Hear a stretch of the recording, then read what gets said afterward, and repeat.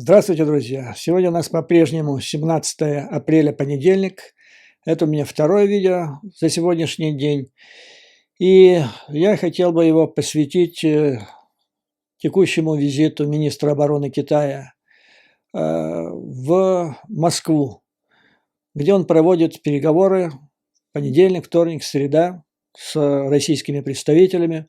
Вчера, несмотря на Пасху, сам Путин, сияя от счастья, причем его лицо настолько изменилось, что он стал похож на китайца, когда он тряс жарко руку китайскому министру.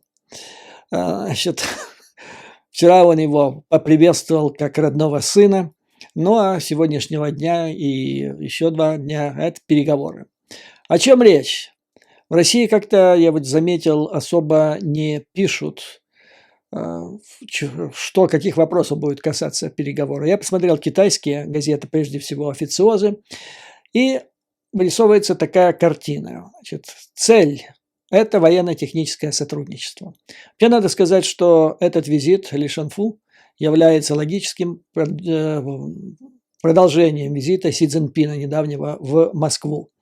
Тогда широко это не афишировалось, но большая часть переговоров прошла за закрытыми дверями, и в них участвовали представители, прежде всего, тех кругов правительственных России, которые работают на военно-техническое сотрудничество и на космос. То есть вот эти 2 главные проблемы. Но это не 2 главные проблемы для России. Это то, что Китаю нужно для России. России нужны гарантии, нужна финансовая безопасность, помощь, нужна помощь военная. Ну а с этой стороны, то есть с китайской, пока дело идет туго. Кроме того, значит, еще один вопрос, который хотели получить россияне, это возможность внедриться или в какой-то степени интегрироваться в финансовую систему Китая, чтобы таким образом как-то обойти те санкции, которые были наложены Западом в связи с российской агрессией. То есть вот этот визит Ли Шанфу, он в значительной степени отражает, скорее всего, интересы Китая. Потому что эти интересы более важны в военно-техническом сотрудничестве, чем интересы России. Повторяю, России интересы не столько в военно-техническом сотрудничестве, сколько в военной помощи, а также в экономической помощи. Китайские газеты, описывая, что они хотят получить от России или на что они надеются в ходе переговоров, это вот следующие вещи. Первое. Обращают внимание на совместные военно-морские учения. Это учения, которые, вы помните, были в районе проливов с участием Ирана, затем в южной части Африки с участием того же Ирана и Южной Африки. И это как раз, обратите внимание, это как раз вот места основных направлений транспортных связей, которые соединяют Китай с Европой. Китаю нужны стабильные поставки углеводородов, нужны, значит, поставки всех товаров, которые, значит, нужны ему для технологических цепочек. И они важны и сейчас, и особенно в случае каких-либо военных конфликтов. И вот для охраны этих путей и будут использоваться военно-морские силы Российской Федерации. То есть это своего рода вот отношения между сюзереном и вассалом, между хозяином и холопом. Когда холоп, он играет роль так сторожевого пса хозяина и будет охранять его интересы. Затем учения. Учения, согласно китайцам, призваны продемонстрировать прежде всего гегемону. Они не называют этого гегемона, но мы понимаем Соединенные Штаты, но вообще Запад. О том, что вот есть такое содружество. Это не союз, китайцы подчеркивают. Это не альянс, направленный против кого-то. Это просто партнерские отношения, совместные учения. Ну и, наконец, это все носит международный характер, подчеркивается участие в этих учениях и Ирана, и ЮАР. И таким образом, значит, Китай хочет показать, что у него тоже есть союзники, хотя, опять-таки, он не называет их союзниками, но продемонстрировать хочет. То есть не только у Байдена с его НАТО, с Квадом, с Аукусом, но и у Китая что-то есть. Вообще, прежде чем переходить вот к конкретным аспектам вот предстоящих переговоров, о чем они говорят, я хотел бы зафиксировать общую картину, которая сложилась в результате Си Цзиньпина поездку в Москву, затем недавней поездки Макрона, нашумевшей в некоторых кулуарах, и последовавшими за этим визитом, заявлением и визитом Бербок в Пекин и высказыванием Джозепа Борреля, шефа европейской дипломатии. Так вот, как я говорил в своих комментариях к визиту Макрона с фон дер Ляйен, они туда приехали как кнут и пряник. Макрон был пряником, он привез большую делегацию бизнесов, представителей бизнеса, контракты. Его задача была показать ту выгоду, которую будет иметь Пекин, если он окажет благотворное влияние на Россию, на Путина, с целью прекращения войны в Украине. А фон дер Ляйен, она была кнутом, который чисто немецкой правотой говорила, что отношения с вами, Евросоюза, с вами, с Китаем, будет зависеть от вашего поведения. Прежде всего по вопросу в Украине, ну и по вопросу о Тайване. Макрон подписал контракт большой на поставку значительного количества, по-моему, там за 30 миллиардов стоимость всего этого была на поставку большого количества самолетов Airbus, но это было еще подготовлено и готово к подписанию еще в прошлом году. То есть это никоим образом не достижение этого момента. Но были другие не шибко такие захватывающие дух контракты в различных областях. Китайцы очень настаивали на допуске Huawei в глобальную такую важнейшую программу развертывания сети 5G в Европе. Макрон согласился, и это можно было бы рассчитывать как провал, то есть прорыв, как прорыв Китая, но однако, значит, это обещание Макрона было сформулировано достаточно туманно, что Париж готов беспристрастно будет рассмотреть соответствующую заявку Huawei, но будет принимать решения, исходя из соображений национальной безопасности. А вот эти соображения являются самым главным камнем преткновения, на основании которого Huawei не допустили к соответствующим проектам в США и в других странах Европы. То есть опять ему показали пряник, можем пустить, но если это будет противоречить нашим интересам, вы ничего не получите. Уехал Макрон и сделал несколько удививших партнеров заявлений. Но самое главное из них заключалось в том, что Запад не должен, то есть ЕС не должен слишком привязываться к Соединенным Штатам в тайваньском вопросе. Я подчеркиваю, прежде всего речь шла о Тайване. И надо бы как-то играть здесь более самостоятельную политику.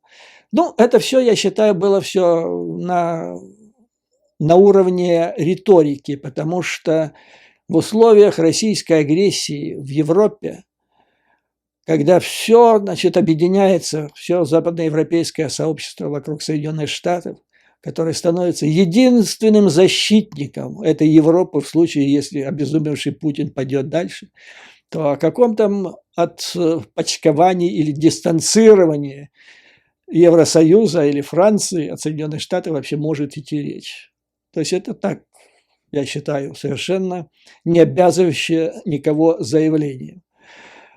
Но, что интересно, по результатам визита Макрона из китайского вокабуляра или словаря напрочь исчезла формулировка, которая, вот, начиная с этих 12 пунктов, Си Цзиньпина. И перед этим, с началом войны, путинской агрессии против Украины, значит, реверанс Пекина в сторону Кремля звучал во фразе, что эта война должна быть закончена и урегулирована в том числе путем признания принципа неделимой безопасности и уважения озабоченности в области безопасности всех сторон. То есть имелось такой, за этой туманной формулировкой имелось в виду о том, что НАТО, Россия считала, что НАТО и угрожает, и вот отсюда пошла война. Теперь это напрочь исчезло. Обе стороны договорились, собственно говоря, с чем приехал Макрон вместе с фон дер Ляйен. Им нужна была готовность Китая как-то воздействовать на Путина. Макрон об этом говорил, образумить Путина, чтобы он прекратил эту агрессию.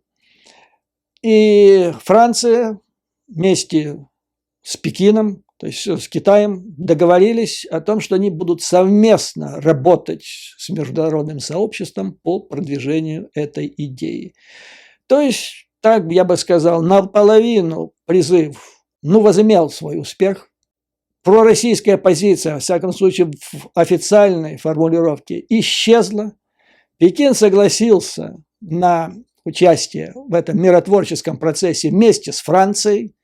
Для этого Макрон и сделал заявление, что Франция постарается быть независимой, не так уж зависимой от Соединенных Штатов. Си Цзиньпин, видимо, поклялся там, когда они вели переговоры тет-а-тет, о том, что, значит, Китай никак не имеет каких-то злых намерений и тайных намерений в отношении Украины и Европы, что она действительно хочет быть нейтральной. Ну, а после этого последовали заявления, чтобы еще никаких сомнений у Пекина не осталось, последовали заявления Бербок, а также Борреля о том, что будущее двусторонних отношений ЕС и Китая зависит от позиции Китая по вопросам Тайваня и Украины.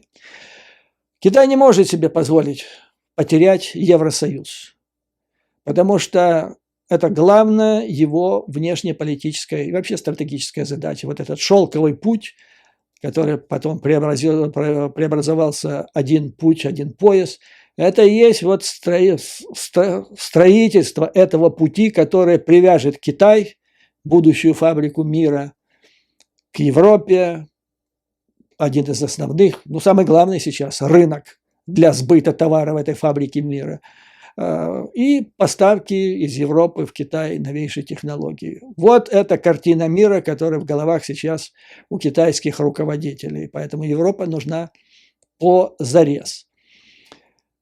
Россия в этом деле играет весьма второстепенную роль. И роль, которую использует Китай. То есть, я читаю вот сейчас то, что пишут китайцы и европейские эксперты, я теперь понимаю позицию Пекина в отношении Путина, Кремля, как следующее. Китай осваивает Россию. То есть, лох попал, и теперь надо выжимать из него все соки. Еще 10 лет назад Россия была, если не старшим партнером, то на равных. В Кремле еще ломались, в какой степени сотрудничать в военной сфере с Китаем.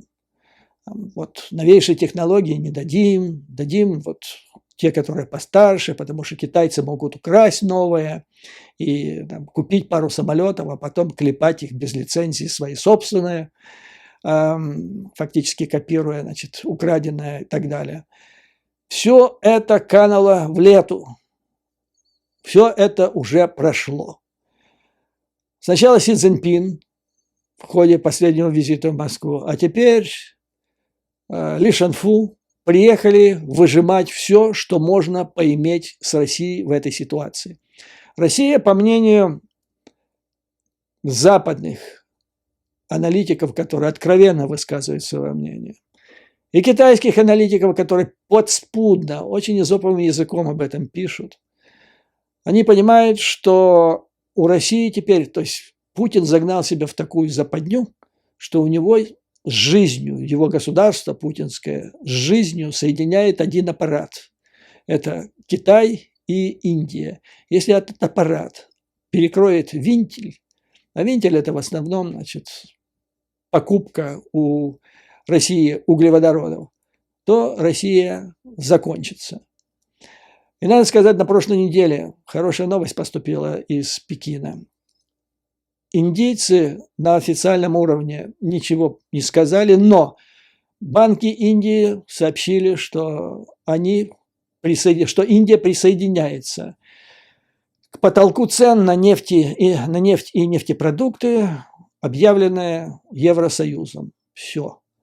То есть теперь судьба России продавать свои углеводороды, а Китай давно это делает. То есть теперь два основные партнера как стратегическую цель, стратегическую свою политику покупают углеводороды у России по ценам значительно ниже мировых и достаточно близких к ценам производства, к себестоимости этих углеводородов для Российской Федерации. Что интересует Китай и Ли Шанфу? Надо сказать, что до того, как он был назначен министром обороны, он в Минобороне Китая занимался именно военно-стратегическим сотрудничеством, то есть закупками новейшей технологии. И вот одна из этих закупок, он купил С-400 в России. Тогда это считалось новейшее достижение российской системы ПВО. И за это попал под американские санкции, под которыми он до сих пор и находится. Но зато он знает, что ему надо и куда надо смотреть. Итак, Китай интересует. Учения. Учения будут по-прежнему, как, так сказать, манифестация или сигнал Западу, что две страны сотрудничают в военно-морской области. Хотя их учения, конечно, по размаху военно-морские нельзя никаким образом сравнить с военно-морскими учениями НАТО, но что имеем, то имеем. Далее, значит, помимо этих учений, учения, кстати, будут по-прежнему концентрироваться на отработке вопросов защиты безопасности судоходства на главном для Китая морском океанском пути, по которым идут углеводороды и другие товары этой самой цепочки. Потребности Пекина в импорте продукции российского оборонпрома за последние 10 лет существенно сузились. Но надо сказать, что в области самолетостроения китайцы уже опережают. У них есть истребитель 5-го поколения. По количеству единиц китайского военно-морского флота они опередили уже Соединенные Штаты Америки, не говоря уже о России. То есть, по сути дела, от России нужны следующие вещи. Россия продолжает помогать Китаю в создании системы раннего обнаружения, системы ПРО. Это, так сказать, стратегическая защита Китая от возможного нападения, подразумевается, Соединенных Штатов, ракетно-ядерная.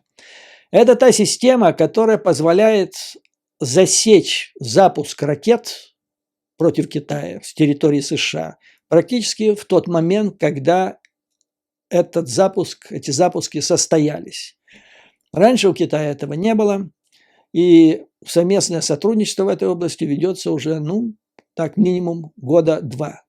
Китаю это очень надо. Это позволит ему совершенно стать независимым от Российской Федерации в области стратегической безопасности. Затем нужны авиационные двигатели. Хотя в этом случае так особой помощи Россия оказать-то и не может. У России до сих пор нет двигателя для истребителя 5-го поколения. А это нужно китайцам. А у них есть уже истребитель 5-го поколения. Тем не менее, какие-то наработки у России есть. И китайцы считают, что они могут быть полезны. В космосе кое-что, не так уже много, но кое-что они могут почерпнуть. Затем подводный флот. Подводный флот, да, тут считается, что в России можно взять много полезных технологий. И беспилотные подводные аппараты. Вот, собственно говоря, все, что хотел бы получить Китай.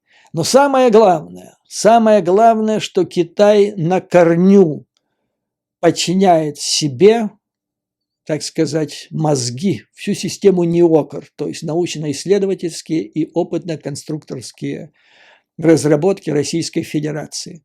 То есть то, что раньше было святая святых государственной безопасности, которая охранялась со страшной силой Комитетом госбезопасности, да и после развала Советского Союза, которая охранялась спецслужбами РФ уже, все это отдается на откуп китайцам. Причем это делается достаточно просто. Китайцы просто интегрируют соответствующие российские центры в себя, в свои структуры, в разные там совместные предприятия, в научно-исследовательские институты, лаборатории и так далее. То есть вот мозги российских ученых становятся придатком китайского военно-промышленного комплекса. Вот, собственно говоря, что нужно. Что нужно китайцам. И они вот приехали с этим, и этого они и будут добиваться. России деваться некуда. Россия все сделает. Она готова предоставить все это. Ей нужно только одно. Интеграция в какой-то степени в финансовую систему Китая, которая сделает российскую экономику вообще рабом Китая. После этого, значит, можно будет делать с ним все, что угодно. Закрыл крантик, все, бобик и сдох через час, там, через месяц и так далее. России также нужны поставки в обмен на то, что они полностью раскрываются в области обороны и разработок перед Китаем. Им нужны еще продажи, максимально возможные объемы продаж углеводородов. Но Китай не спешит в этой области. То есть Китай понимает, что все, жертва попалась, она уже в паутине. И чем больше она трепыхается, тем больше она там увязает, запутывается в этой паутине. Пекин понимает, что время работает на них. И они теперь будут определять, будут ли они вообще покупать. Если будут, то сколько. Если будет и сколько, то по каким ценам. Короче говоря, Кремль, Путин становятся полными рабами, полностью зависят от тех пожеланий, настроений, которые сейчас царят в руководстве Поднебесной. Путин фактически не имеет в этом плане, в этом отношении никакого права слова. То есть полностью хозяин ситуации Китай, и чем дальше, тем будет лучше для него. И царящая в настоящий момент формула выглядит примерно так. Китай имеет огромное влияние, практически кабальное влияние на Москву и на Кремль, но он не осуществляет полного контроля. И это установившаяся форма внешней политики Китая в отношении своих ближайших холопов, какими является, допустим, Северная Корея.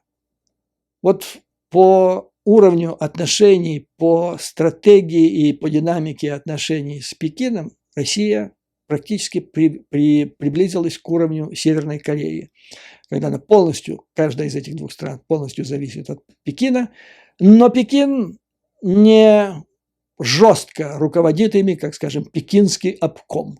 То есть поднять телефон и сказать: Вова, сделай так там, и бросить трубку, будучи уверенным, что этот приказ будет выполнен. Китай это не делает. Они более мягкие, более деликатные, но это не меняет суть вопроса. И по мнению американских синологов, китаеведов, дальнейшее развитие отношений между Китаем и Россией будет следовать следующим образом. То есть для того, чтобы они были долгосрочные вообще, потому что не исключен вопрос, что когда-то Китаю это надоест, он просто возьмет этот чемодан без ручки и бросит. Так теоретически это возможно.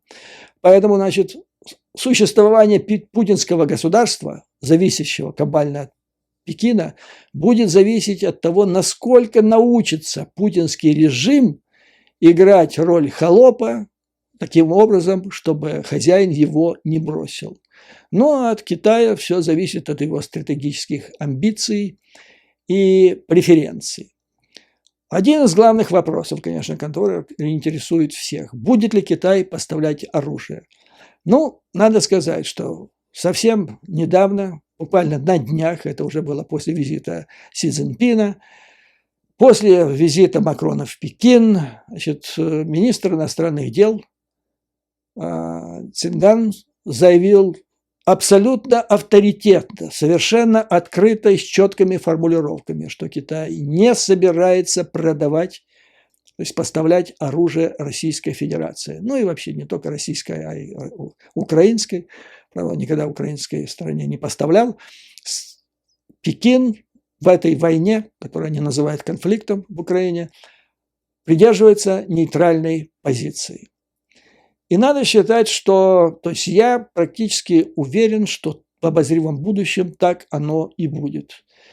Мне, конечно, известно, как многим из вас, что все больше в китайских дронах, то есть в российских дронах, сбитых в небе Украины, находят компоненты, детали производства Китая, но там же доходят и детали западного, производства Западной Европы или Соединенных Штатов Америки. Черный рынок, он существует, ничего не сделаешь. Но массированного, открытых поставок помощи военной не будет. А это то, что единственное может спасти Российскую Федерацию в нынешнем конфликте. То есть надежды Путина на то, что он выиграет в войну долгосрочную на истощение, все, они закончились. И закончились не потому, что Китай такой добрый, хороший, действительно одумался, потому что американцы могут убить важнейшие отрасли китайской экономики, причем легко, не напрягаясь одним, так сказать, щелчком двух пальцев. Например, есть такая идея, в Вашингтоне царит, что если китайцы будут пойманы на поставках военной техники России, то США должны и могут убить всю китайскую гражданскую авиационную промышленность. А это очень важно, чрезвычайно важно для Китая. Он из кожи лезет вон для того, чтобы развить свое собственное производство авиапарка. За последние 10 лет оборот пассажирского, так сказать, перевозка пассажиров на китайских авиалиниях возросла примерно в 10 раз. С примерно 62 миллионов в год до 650, примерно 650-670 миллионов. Ну и помимо этого авиационный транспорт имеет большую роль в грузоперевозках. Да вообще это престиж страны, это детище Си Цзиньпина. Китайцы сейчас разрабатывают 2 региональных самолета и так сказать, два лайнера дальнего действия. Один узкофюзеляжный, другой широкофюзеляжный. И на всех них установлены двигатели западного производства, прежде всего Соединенных Штатов. Россия, любая другая страна в этом области Китаю никак не поможет. Китай пытался последние годы произвести свой собственный двигатель. И они сейчас над ним работают. И вот судьба этого двигателя и показывает, что может сделать Вашингтон одним щелчком пальца. Ну, пример. Есть у них такой разработка самолет МА-700. Это региональный турбовинтовой самолет. Двигатель для него поставлен компанией Pratt & Whitney, по-моему, канадским филиалом. И вот в 2021 году в связи с санкциями Pratt & Whitney лишили лицензии китайскую сторону, и все. Производство этого самолета было убито на корню. И даже надежды нет, его вообще вычеркнули, и все. То же самое может произойти с любым другим из 3 оставшихся самолетов. Для того, чтобы закончить производство своего собственного двигателя, китайцам нужно от 12 до 15 лет. То есть, лишив лицензии на компоненты, необходимые для новых двигателей, для вот этих 3 самолетов, можно убить всю авиационную промышленность гражданскую Китая. Если это будет сделано, тогда Китаю придется некуда будет деваться и придется закупать самолеты Boeing и Airbus. А это значит увековечить свою кабалу в этом вопросе. Ну и повторяю, что это детище Си Цзиньпина. То есть для Китая это совершенно неприемлемо. И самое главное, что это делается быстро, без всякого напряжения и совершенно легко.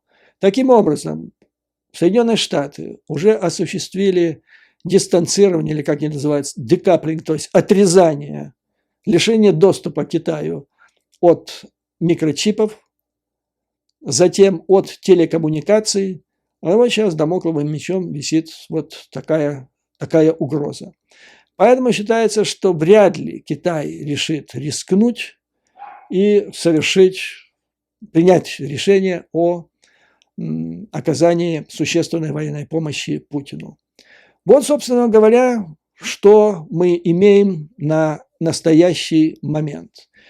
То есть предполагается, что в ходе трехдневных переговоров товарищ Ли подомнет, в общем, продолжит, а может и завершит процесс полного поглощения или переваривания оставшихся достижений мысли российского военно-промышленного комплекса с минимальными обещаниями, то есть вопрос о том, что Китай поможет России что-то в военной области, он так по большому счету пока и не стоит. Ну а Россия, позитивно отвечая на все поставленные вопросы, смиренно будет надеяться на то, что Китай будет продолжать, хотя бы по каким-то приемлемым ценам покупать в России углеводороды и позволит интегрироваться, использовать китайскую финансовую систему для обхода западных санкций. То есть надежды юношей питают кремлевских, а китайские товарищи в это время трясут лоха. Ну и в заключение несколько слов о информации, которую тиражировала некоторое время назад представители США, в основном это был Тони Блинкен, согласно которой США якобы имели информацию о том, что Китай готов начать поставки летального оружия России. Теперь с учетом утечек вот этих файлов, известных из Пентагона, о которых сейчас шумит весь мир, теперь становится понятней, что это за информация и откуда растут ноги. Судя по всему, это вот и есть эта информация, которую получили спецслужбы Соединенных Штатов в результате электронного перехвата коммуникации СВР, российская СВР, которая направила сообщение из Пекина о том, что Центральная военная комиссия Китая якобы приняла решение о поставках летального оружия Российской Федерации. Как я уже говорил, эта информация вызывает очень большие сомнения, потому что вопрос о военно-техническом сотрудничестве между Китаем и Российской Федерацией никак не относится к прерогативе СВР. Это не ее поле деятельности. Эта информация должна была идти через российское посольство в Пекине, и более конкретно через военного атташе этого посольства. Как это может быть, что СВР действительно написала это сообщение и послала его в центр, в Москву? На мой взгляд, один из возможных рабочих вариантов то, что СВР при помощи своего электронного перехвата в Китае, то есть, проще говоря, при помощи своего шпионажа электронного в Китае, перехватила вот эту коммуникацию китайцев. Но если это так, тогда эта информация, в общем, грозит привести к очень серьезному напряжению двусторонних отношений, Потому что вряд ли китайским товарищам понравится, что страна, которая полностью от них зависит, само существование полностью зависит, занимается еще шпионажем, то есть это, в общем, такая очень ущербная позиция для Российской Федерации и может закончиться для нее весьма печально. Так что вполне возможно, что визит Ли Шанфу, и если так и получится, что СВР стащила эту информацию путем электронного шпионажа, может так случиться, что китайские товарищи сделают выговор своим российским партнерам. Вот, собственно говоря, и все, что мы пока имеем по поводу этого визита. Будем наблюдать дальше, еще предстоит 2 дня переговоров.